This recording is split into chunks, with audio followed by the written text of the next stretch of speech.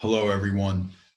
Welcome back to another version of the Deep Three. We got three great questions for you guys this week. I hope everyone is enjoying this. Thank you to the workers of FedEx, Amazon, people that are just mailmen, people that are driving around. I hope everyone, if you're outside while they're doing it, just say thank you. Thank you to teachers.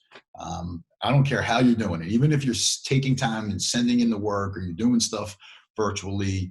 We appreciate you. This is challenging for a lot of people, the state that we're in right now, but to the selflessness of people that are providing goods for us to our homes and getting out on the road and driving all hours of the day, and to the teachers that are doing the best they can. I mean, I consider myself a teacher. That's what coaching is. It's teaching, and the challenge of doing this stuff remotely and trying to raise people's minds and their academics and their talents. This is very, very challenging. So thank you to the teachers. Okay, now let's go to these three questions for the week.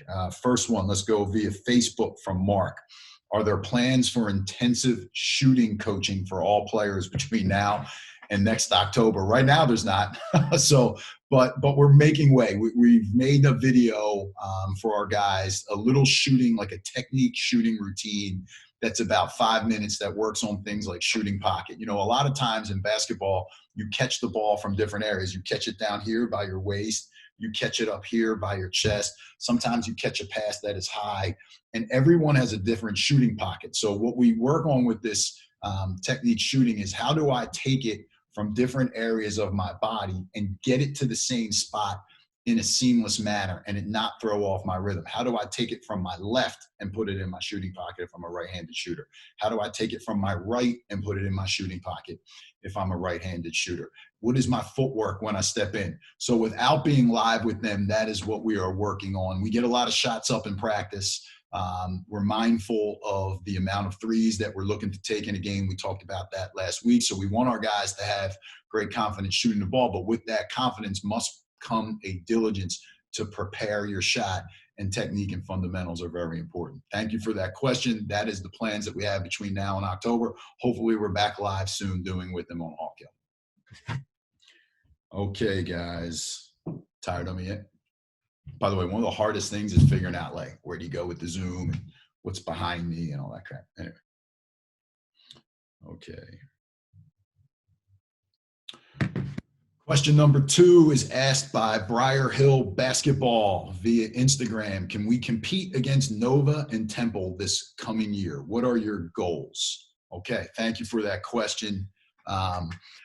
Goals, look, we want to win a national championship at St. Joe's. So that is the goal. And I just want to get that out right now. I mean, I haven't backed out from that. I've said that from the day I got here. Some years are going to have more practicality than others. And sometimes we're not going to be able to control circumstances. There's going to be injuries and there's going to be some great teams, but that's what we're driving for. But more importantly than like what the big goal is from a basketball standpoint, there has to be like bite-sized goals. We talk a lot about zooming in our focus. So our goal for next season, are just a few different ones. Like, we want to get better at recognizing the shot clock. And okay, we got that shot at 24 on a shot clock, but maybe we get a little bit better one at 19, 18, or 17. So just a little bit more familiarity with how do we play with pace and patience. We have to improve defensively. We need to create more turnovers and do it in a way that is smart and not haphazard. We have to become a better defensive rebounding team, more consistent. There were games this year we were great. So those are the goals. And if you just keep stacking development and improvement from a player and team standpoint, ultimately you're going to be the best team you get. I don't come in and say, hey, we got to be A10 champs, we got to be Big 5 champs, because if I have to say that year by year, is there a year we don't want to do that? No.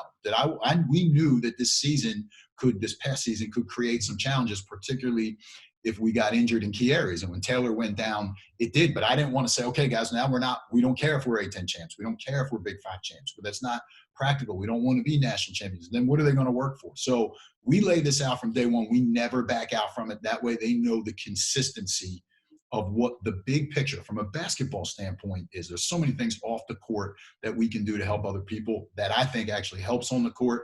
But on that court, that is the overarching goal, and that will not change. At least for me, it will not. So, but each team now has to provide a chance to develop in certain areas based off of who they are, which will be a little different than the team before, and based off what we learned from the season before that we got to get better at. And that's where the focus is. So Nova and Temple are great programs. I have no idea what they're doing in their gyms. I have no idea what their coaches are doing. Do I want to compete with them? Do we want to beat with them? Heck yeah. I want to win those games, and I want to win the 28 other ones that we played too. All right. That's the focus. So I can't tell you whether we're going to compete against them and if we're going to be as good as them, because I don't know what they're doing. I know that they're great programs. They have great coaches.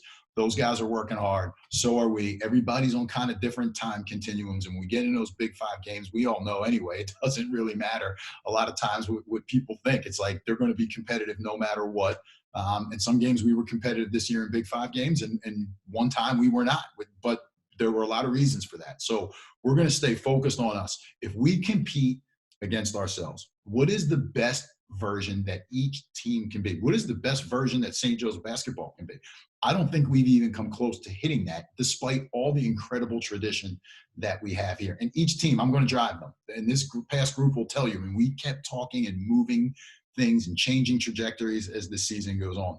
That is the way we look at goals. This is a great question, and thank you for asking. Take care. This next question is a really good one. It shows the knowledge of our fans. It shows how much people think about St. Joe's basketball. So thank you to Patrick, who asked this question via Twitter. Can you talk about your vision for the program's facilities? Could there ever be a new arena?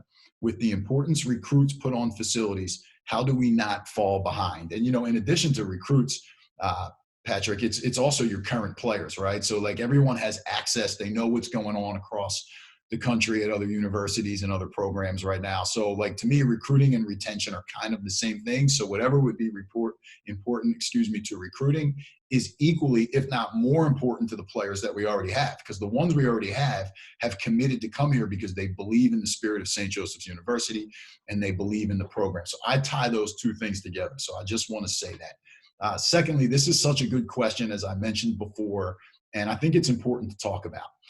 One thing for me as the steward of the program right now is I have to be very mindful of the great coaches, great players, great teams that have been here and have won and done some really amazing things in the confinements of our facilities as they are right now, and in other ones that used to exist on campus before there were renovations. So it's just that we also have to be knowledgeable that things do change and they evolve. Nothing will be ever more important than people. All right. And that's what I think makes St. Joe's great. So the way I communicate to constituents on campus is we have the number one thing. It's people.